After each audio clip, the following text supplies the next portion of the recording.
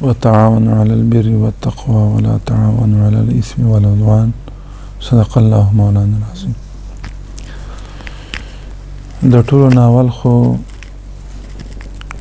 مونږ تاسو ته خوش آمدید وایو او ښه راغلاست ورته وایو. تاسو زحمت وکړه دلته راغلي یئ. الله تعالی دې دا ستاسو راتلل دا الله مثمر او منتج وګرځوي او د کوم مقصد دپاره چې راغلي الله دې خپل دربار کې قبول او منظور وګرځوي او زمونږ او ستاسو دا ناسته سبب د رضای خداوندي الله وګرځوي. دویم موضوع دا ده چې الحمدلله مونږ مسلمانان یو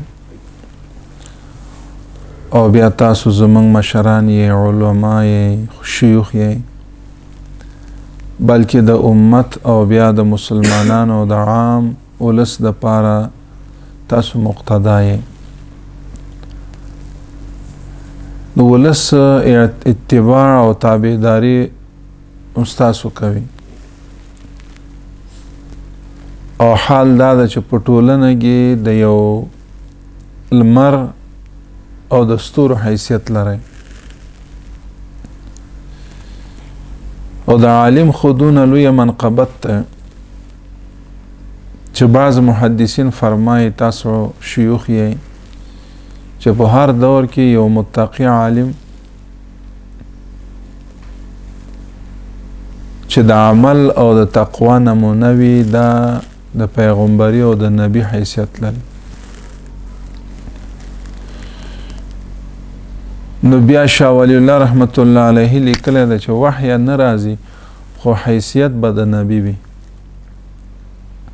ځکه کم حیثیت د نبی و بعینه په هغه قرن کې د عالم به هم هغه حیثیت وي عند الله. نو عالم چې ده نو الله ته ډېر زیات قریب او نږدې وي او اقرب وي د دې فضیلت د دې منقبت. او بیا د عالم قدر او احترام کول امام شامی صاحب لیکلی ده چې باید د عالم بیادبي ونشي. که یو سړی د بیادبي په وجه د عالم نه بره کېناسته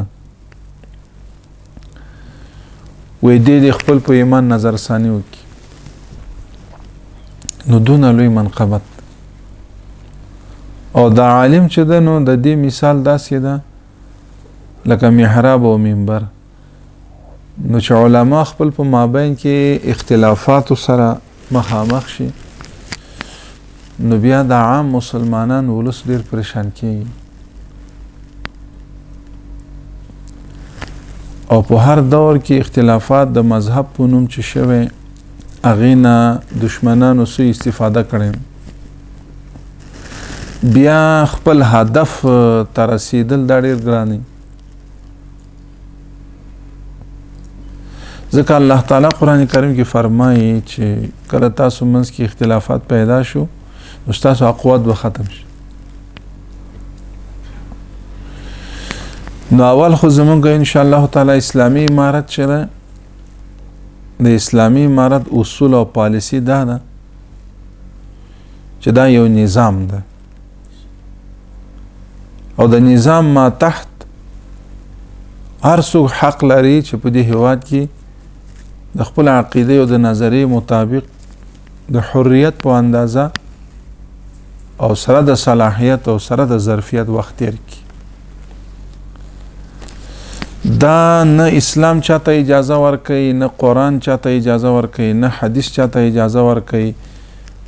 دا دونه جرأت او صلاحیت چاته نه ورکوي چې هغه یو مسلمان علماوي مسلمانانو ته نسبت د کفر وکي یا ارتدادیت وکي یا فسق وکي. دا مونږ ته نه قرآن اجازه راکوي او نه اسلامي امارت دا پالیسی ده. هر څوک چې دا کوي دا به د هغې خپل ذاتي عمل به وي، برداشت به وي. نو موږ ته الله تعالی چې وایي نو چې تاسو تعمیري پروګرام مخې ته بوځئ نه تخریبي. چې هغه سبب د اصلاح وي او نه سبب د فساد. نو په دغه وجه باندې په سخت حالاتو کې هم موږ کوشش دا کړی چې دشمن سوء استفاده ونه کړي. خپل په مابین علما چې کوم هغه فروعات باندې یا هغه کوم برداشت مختلف وي، اذهان مختلف وي، موږ کوشش دا کړی چې دوی خپل په مابین کینه او دا مشکل رفع کو چې د دینه دشمن سوء استفاده ونه کړي. اوس موږ ټول علما ته دا وایو چې مذهب مو یو ده، عقیده مو یو ده، داسې نه د الله دې نه کې چې مذهب یو نه وي.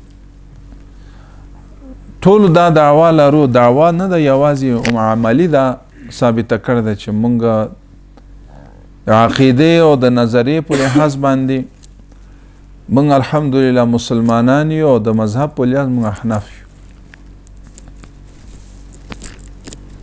اوس تقریبا چې احنافو کثرت التعداد دا امام ذهبي هغه مقدماتو کې لیکلی ده، دا مذهب په اعتبار خو شافعي ده. نو هغه بیا په مقدمه کې د مذاهبو هغه بحر جوړ کړی چې فلان کې مذهب هغه تشبیه بحر سره ورکړی، بحور سره. نو په بحور اربعو کې عمیق ترین بحر بیا احناف ده، خپله دا وایي. او بیا دا وایي چې د امام صاحب په باره کې زه خبره کول نه غواړم ځکه هغه اظهر من الشمس، زه د هغه خلکو باره کې به څه خبرې وکړم.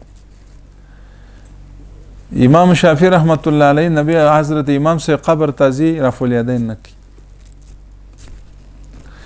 امام شافعي رحمت الله علیه امام احمد صاحب پښتون لذي شهید شوی او د هغې کومه چوغه او هغه هلته لمدوي او بیا هغه اوبس کوي. نو چې دغه په مابین چې هغه ټول مذاهب اربعو دونه صمیمیت او اخلاص و، موږ الحمدلله د یو مذهب د چتر لاندې ژوند تیرو. نو زمونږ برداشت دا ده که چې موږ تاسو یو بل سره اختلاف وکړو نو دینه هم دشمن سوء استفاده کوي، کیدای شي الله تعالی هم خفه شي. او بل خبره دا ده چې انسان خو ډېر کمزور دی. من قال ما لا ينبغي سمع ما لا يشتهي. خامخا عکس العمل ښیي. آینده د پاره اسلامي امارت ستاسو خپل کور ده، زموږ ستاسو شریک کور ده. انشاءالله تعالی چې کما فی سابق مخکې چې څنګه و هغسې همکاري دې ته موږ تیار یو او کوشش کوو چې دغه اختلاف چې ده نو دا به په اتحاد بدل کړو، الله به وکړي. او دغه اجازه چاته باید موږ او تاسو کوشش به دا وکړو، تعقیب وکړو او تدارک وکړو د هغې چې په ځای د دې باندې چې د مجاهدینو په مابین، د علماو په مابین، بیا خپل د مذهب په مابین هغه چې کوم خبرې وي یا هغه چې کوم بیانونه وي چې هغه اختلاف ته اشاره کېږي او لمن وال کېږي، باید هغه موږ کنټرول کړو. اوس تزکیة النفس چې راځي خو په اعتبار د روحانیت راځي. هغې وجه دا ده چې شمس تبریزي رحمت الله علیه معنویاتو سره تعلق و او مولانا روم رحمت الله علیه تدریس کوو، محدث و، خو بیعت نه و کړی. خو چې کله هلته شمس تبریزي رحمت الله علیه سره وابستګي شروع شوه نو بیا خپله مولانا روم صاحب وایي چې هغه مثنوي یو تفسیر ده د قرآن کریم. مولوی هرگز نشد، مولوی روم تا غلامی شمس تبریز نشد. نو دا خو د هر چا خپل یو برداشي، موږ د طرف نه موږ تاسو ته اطمینان درکوو چې څه خدمت یې انشاءالله موږ ته غږ وکړي. او انشاءالله تعالی هغه علما چې هغوی چې دغسې چې تاسو یا مایوسي ظاهر وکړو یا تاسو چې کوم یادونه وکړه، موږ کوشش کوو چې د هغوی سره هم کینو، مجلس وکړو، ذهن سازي وکړو. انشاءالله تعالی ډېر زیات امید شته چې الله تعالی دا مشکلات به رفع